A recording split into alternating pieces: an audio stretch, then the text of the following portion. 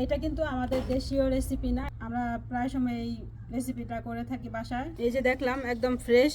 এই যে আসসালামু আলাইকুম, আশা করি সবাই ভালো আছেন। আমি আজকে আপনাদেরকে একটি বেগুনের রেসিপি দেখাবো, অনেক সহজ এবং অনেক মজাদার। আপনারা লাস্ট পর্যন্ত আমার সাথে থাকেন, দেখেন আমি কিভাবে বেগুনের রেসিপিটা করি। এই রেসিপিটা করার জন্য আমি প্রথমে বেগুনটাকে সিদ্ধ করে নেব। তো এই যে আমি চুলাতে একটা কড়াইয়ের মধ্যে পানি দিয়ে বসিয়ে দিয়েছি, পানিটা গরম হয়ে গিয়েছে।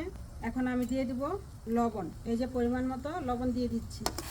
এখন আমি এই যে আগে থেকে ধুয়ে রাখা বেগুনগুলো দিয়ে দিচ্ছি গরম পানির মধ্যে।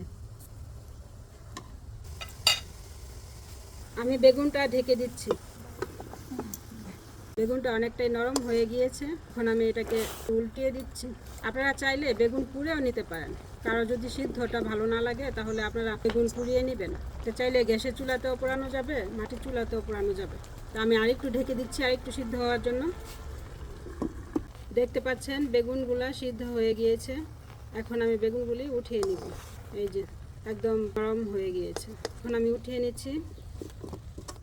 এই যে বেগুনগুলো আমি ছাড়িয়ে নিয়েছি সিদ্ধ করে। এখন আমি দেখে নিব এটার ভিতরে কোনো পোকা আছে নাকি। এই যে দেখলাম একদম ফ্রেশ বেগুনটা, বেগুনের ভিতরে কোনো পোকা নেই। এটাও দেখে নেই ওইটার মতো করে। দুইটা বেগুনই একদম ফ্রেশ, কোনো পোকা নেই বেগুনের ভিতরে। আমি এটাকে এইভাবে এই যে চিকন চিকন করে নিব, পাট পাট করে নিব বেগুনটাকে সুন্দর করে। বেগুনটা আমার যে রেসিপি করব সেই রেসিপির জন্য একদম রেডি। এখন আমি ডিমটা ফেটে নিব। এই বাটির মধ্যে আমি ডিমটা এখন ফেটে নিব। এই যে দিয়ে দিচ্ছি পেঁয়াজ কুচি, আমি একটু বেশি করে দেব, এগুলো তো একটু বড় বড় বেগুন, সেই জন্য দিয়ে দিচ্ছি কাঁচামরিচ কুচি।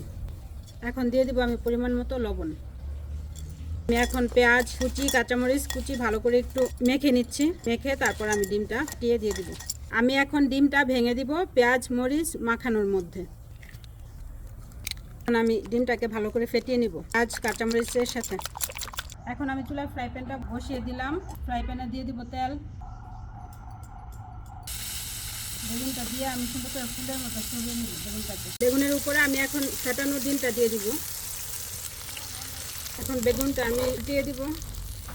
এই রেসিপিটা করা একদমই সহজ, খেতেও অনেক মজা। তো আপনারা এই রেসিপিটা অবশ্যই বাসায় ট্রাই করবেন। এটা হচ্ছে সাধারণত আমরা রুটি বা পরোটা দিয়ে খেয়ে থাকি।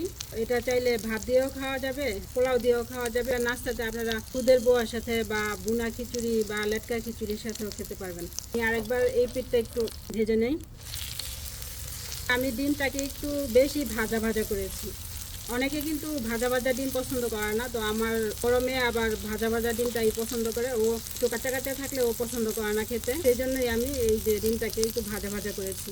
আপনারা চাইলে হালকা ভাজা ভাজা করতে পারেন। বেগুন ডিম ভাজাটা কমপ্লিট, এখন আমি উঠিয়ে নিব। আমার বেগুন ভাজা কমপ্লিট। এটা হচ্ছে একটা ফিলিপিনি রেসিপি, এটার নাম হচ্ছে টর্টং তালং। তার মানে হচ্ছে বাংলাতে ট্রান্সলেট করলে হয় বেগুনের পিঠা। আমরা এটাকে ডিম বেগুনের অমলেটও বলতে পারি। তো আপনারা বাসায় অবশ্যই ট্রাই করবেন। সবাই আমাদের সাথে থাকবেন, গ্রামীণ হেসেলের পাশে থাকবেন। লাইক কমেন্ট ও শেয়ার করবেন। যারা ইউটিউবে ভিডিও দেখেন তারা অবশ্যই সাবস্ক্রাইব করবেন। ইউটিউবে আমার চ্যানেলের নাম কিন্তু গ্রামীণ হেসেলই। তো আপনারা সার্চ দিলেই পেয়ে যাবেন গ্রামীণ হেসেল। তো গ্রামীণ হেসেলে ঢুকে অবশ্যই সাবস্ক্রাইব করে দিবেন, কমেন্টস করবেন। কারা কারা এই রেসিপিটি খেয়েছেন অবশ্যই জানাবেন। আল্লাহ হাফেজ।